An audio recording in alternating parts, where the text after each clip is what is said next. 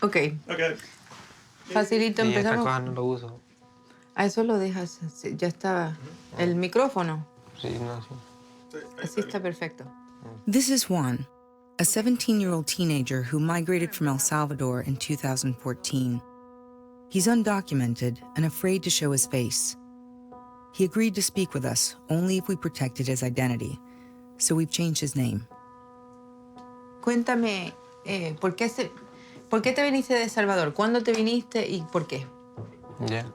Sí. Pues como mi mamá me dejó pequeño, de unos 3 años, ¿me entiendes?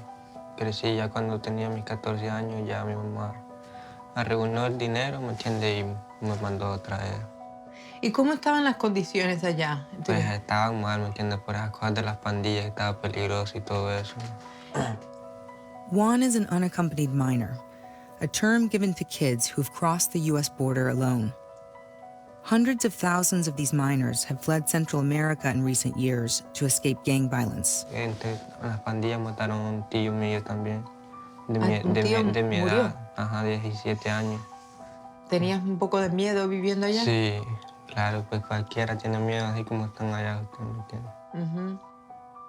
Kids like Juan have been allowed to apply for asylum and other protections to remain in the U.S.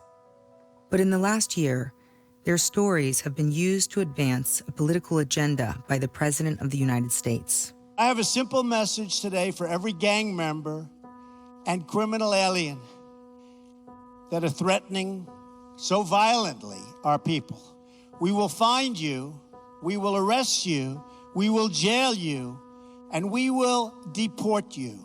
It would accuse teens like Juan of being the very same gang members they were fleeing. Cuando viniste aquí de El Salvador, ¿tú sabías que aquí también habían pandillas, MS? No, la verdad no, y por eso me vine, porque supuestamente aquí no había nada de pandillas, que aquí era más tranquilo, pues que era diferente, ¿me entiendes? Que no iba a pasar nada de esto de pandillas. ¿Y tú les tienes miedo a ellos? Sí, pues uno cualquiera le tiene miedo, uno nunca sabe qué puede hacer, pues ellos tienen... Fault Lines traveled to Long Island, New York, to examine how the Trump administration is using the fear of one gang to crack down on entire immigrant communities.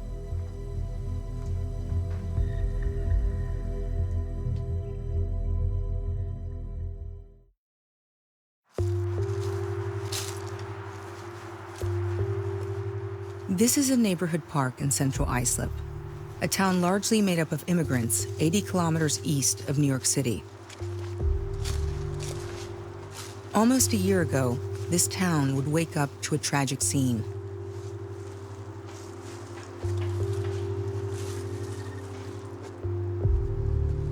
This is where, in April 2017, 4 Latino teenagers were murdered by MS-13.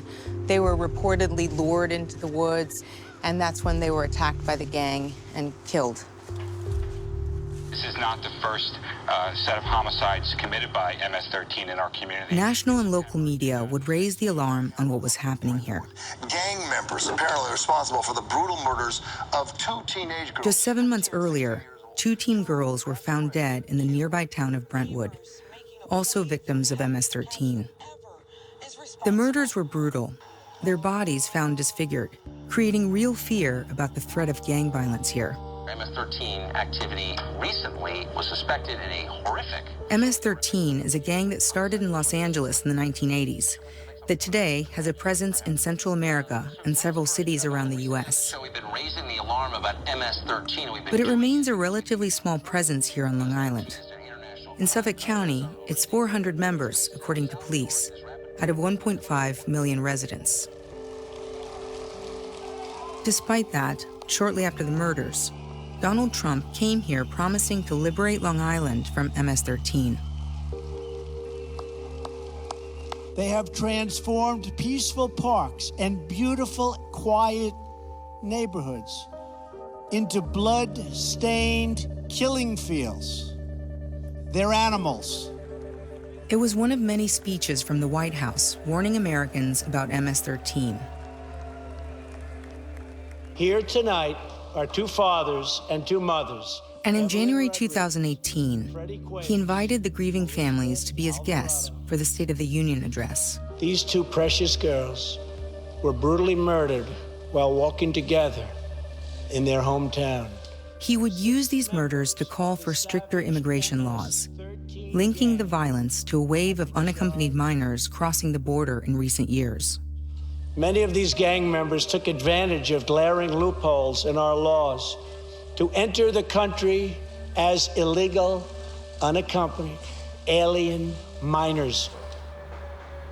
I mean, clearly, the crimes that were committed in Suffolk County, the individuals responsible for those atrocities should be brought to justice.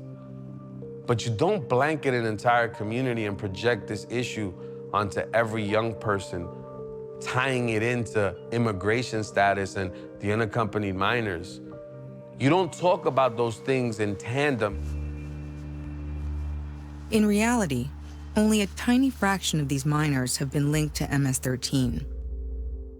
The U.S. Border Patrol says it's identified 56 suspected gang members out of more than 240,000 that arrived in the U.S. since 2012.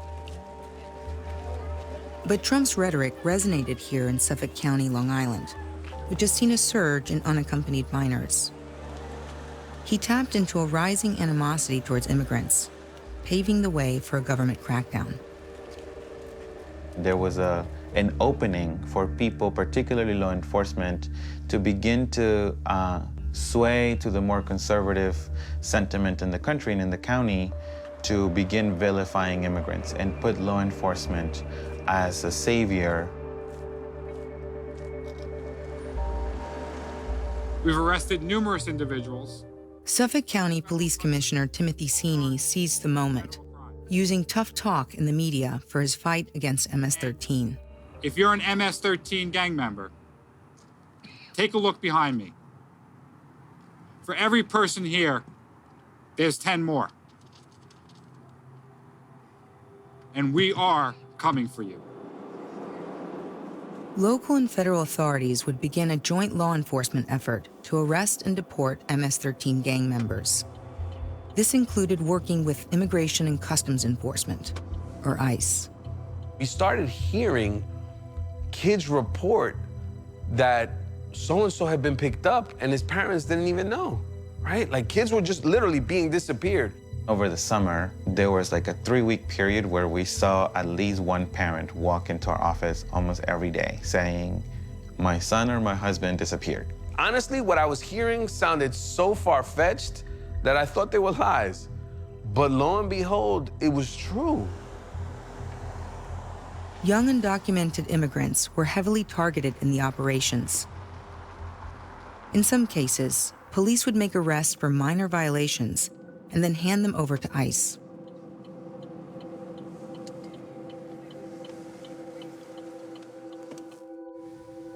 Juan was stopped last May for a small traffic violation. When police asked, he says he gave them his middle name, the name he usually goes by. Ya después me dijeron que yo había dado una falta de identificación y que... ¿Qué pasó entonces? Entonces no, y me dijeron que para verificar bien mi nombre tenía que llevarme allá a la oficina de los policías y el precinto que le hice. He was arrested for false impersonation, a charge that was later dropped. But he would spend hours being questioned about gangs. Yo les dije que yo no era pandillero y que no conocía a nadie que era de pandilla, le dije yo. Y entonces ellos me decían que no me creían, que no sé qué, que yo era algo pandillero. Records say that Juan admitted to being a gang member, which he denies. He'd been arrested before for carrying a pocket knife, but the charges were dropped. Lo que decía, ¿por qué será que me van a deportar? Decía, o qué es lo que piensan, decía, como ya dije, inmigración viene por mí. Dije, y más como están estas cosas, dije, primero Dios que no pase nada malo. Police claimed he was part of an ongoing murder investigation and handed him over to ICE. He was taken to a high-security juvenile detention center, several hours away from his home. Cuando llegué todo era diferente, ¿me entiendes? Era más peor que una cárcel porque ahí está solo encerrado uno, pues no sale ni ver nada, ¿me entiendes? No sale ni a ver el sol, nada, ¿me entiendes? Solo encerrado. Juan was among dozens of unaccompanied minors detained here on Long Island. Some of them would become part of a class action lawsuit filed by the American Civil Liberties Union. Paige Austin was one of the attorneys that worked on the lawsuit. They were disappearing into the immigration detention system, and it often took parents days or weeks to even figure out where they were, much less to get them released and brought back home. The minors were detained for months without a court hearing. And then the second thing that was very disturbing was the lack of evidence to support the allegations that the government was making. Many of the symbols or the items that the government claims are signs of gang affiliation are in fact religious symbols, or they're signs of cultural pride.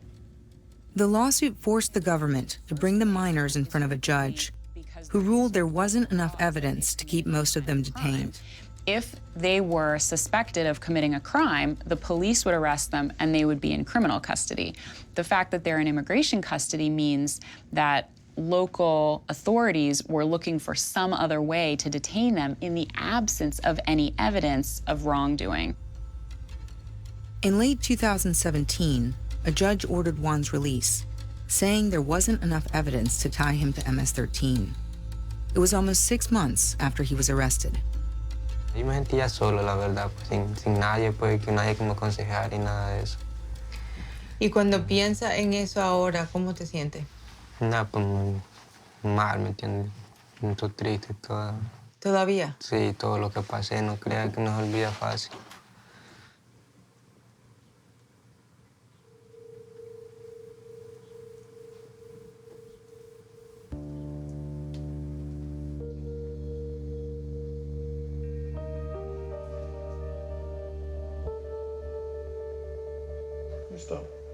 Okay.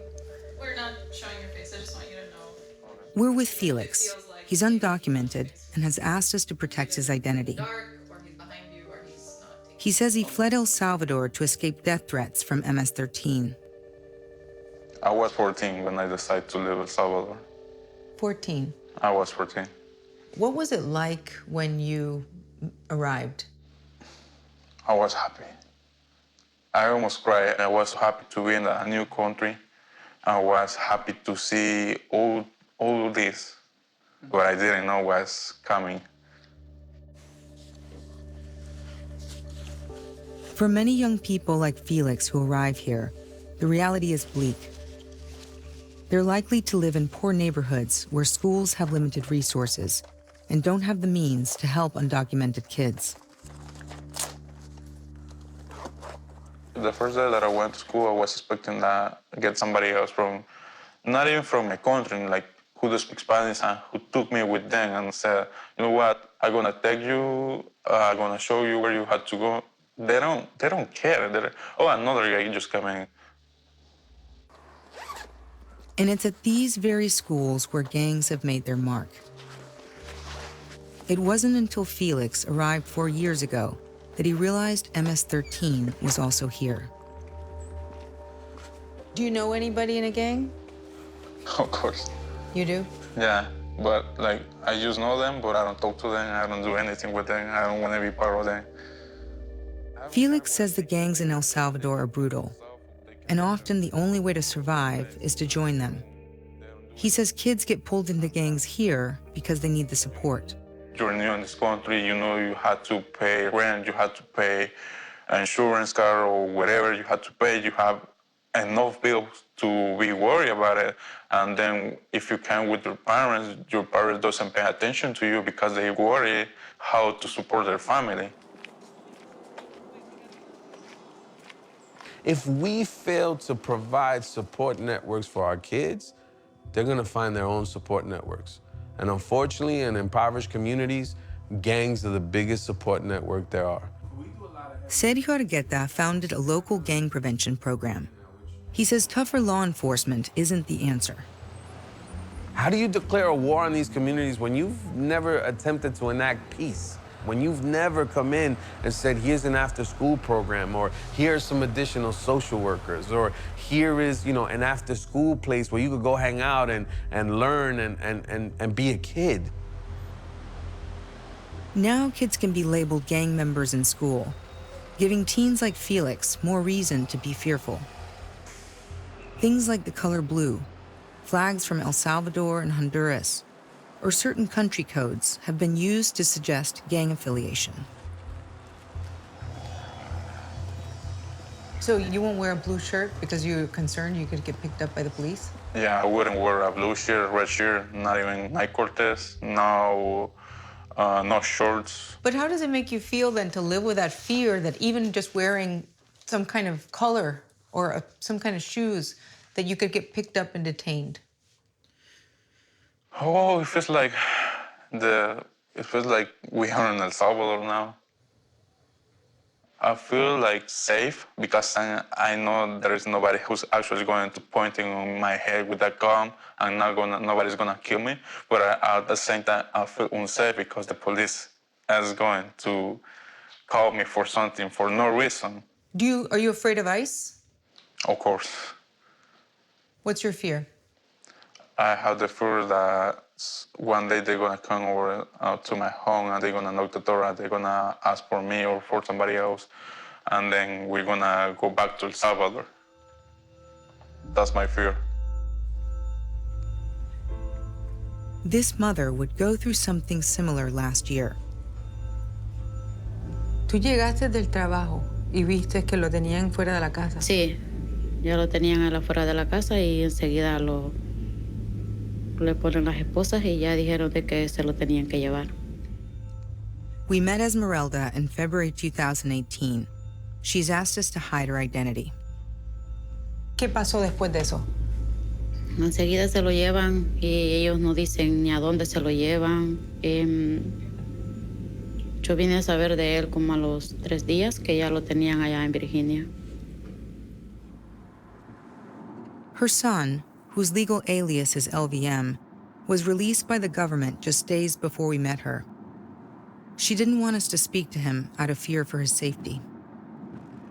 Now, LVM had, in April of 2017, been suspended from Bellport High School for extending his middle fingers at another student. The school alleged that that was a gang sign, and they suspended him. His case would illuminate an alarming pattern. Students being suspended for alleged gang behavior in school were being picked up by ICE shortly after. Bellport High School did not respond to our request for comment, but attorneys believe this information is somehow getting to ICE, possibly through local police, who often have officers in schools. This says that he had self-admitted to being a gang member. It also says that he had gang tattoos and that he has been identified as a gang member by the Suffolk County Police Gang Unit. And he doesn't have gang tattoos, and he never self-admitted to being in a gang. He's never admitted to being in a gang, and he's never had any contact with the Suffolk County Police Department. He also does not have a single tattoo anywhere on his body. The immigration judge to whom this evidence was presented rejected these allegations and concluded that he did not pose any danger, and yet he remained detained. LVM is part of a new class action lawsuit challenging the government's prolonged detention of immigrant youth. Esmeralda would wait almost 8 months to be reunited with her son. ¿Y cuando pudiste hablar con él, sabes qué es lo que te dijo? ¿Cómo estaba? Que él estaba bien mal. Todas las veces que hablábamos, él siempre lloraba.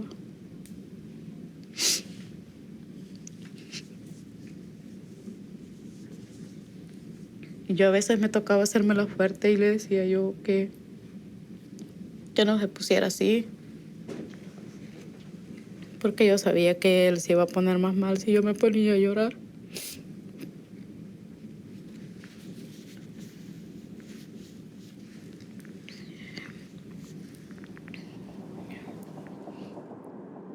We made multiple efforts to speak to ICE, but they declined our request for an interview.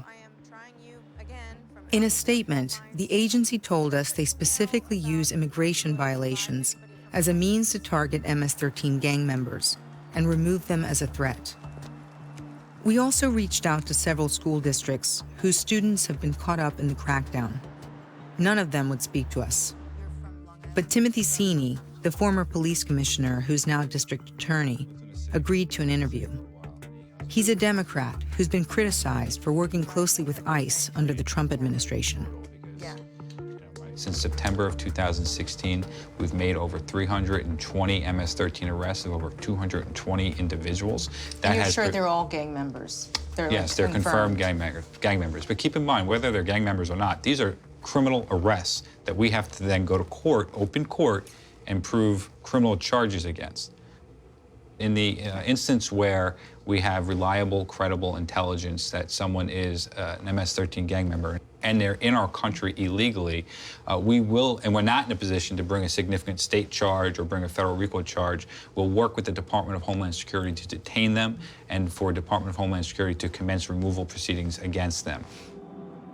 Sini says the cases they refer to ICE are based on credible intelligence. But the cases we've seen suggest otherwise. The label here is, you're an MS-13 member if you're Central American or Latino, unless you can prove otherwise. And the kid is like, wait a second, I'm being treated as a gang member by the school I go to. I'm not a gang member. I'm being treated like a gang member by the authorities. I'm being treated now because of all these questions, et cetera, et cetera. Rival gang members might even be looking at me and asking and questioning whether or not I am a part of that gang. And so I might as well join that gang, right?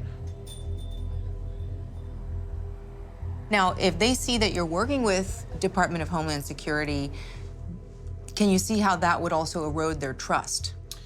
It's very important that folks in the community know that we are not targeting undocumented residents, rather we're targeting gang members. And we will provide protections to folks who have no immigration status whatsoever if they interact with law enforcement to provide information. And we're not going to not work with our federal law enforcement partners to target MS-13. To ask us to do otherwise is reckless.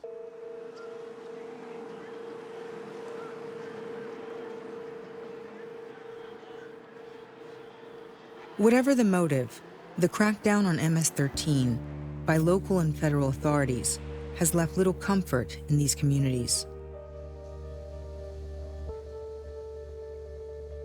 What do you envision for your future here? To be honest, I don't know. I'm afraid to think about it. I might be here speaking to you today, and I don't know where I'm gonna be tomorrow. I might be dead. I might be in my country. I might be working. I might be somewhere else. I don't know. I don't know the future. I'm gonna get scared of that. For those that were detained, the experience hangs over them. And these gang allegations, while not proven, could still hurt their chances for immigration protection. Se siente más como con miedo de salir a las calles o todo eso, por miedo que la agarren. O pues sí, ¿me entiende? Ya no se siente lo mismo como uno, como sentirse libre, ¿me entiende? For Juan, LVM, and others who've been released by the government, there's no relief from the fear of being taken again and forced back to a country they were trying to escape. Pues usted sabe que esto le ha afectado mucho a él. ¿Cómo?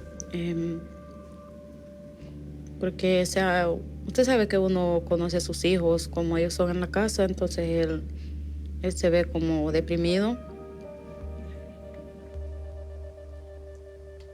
¿Tú sales?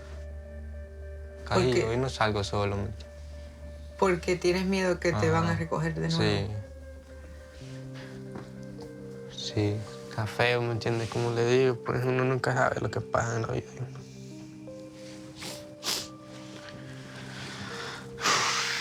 Respira.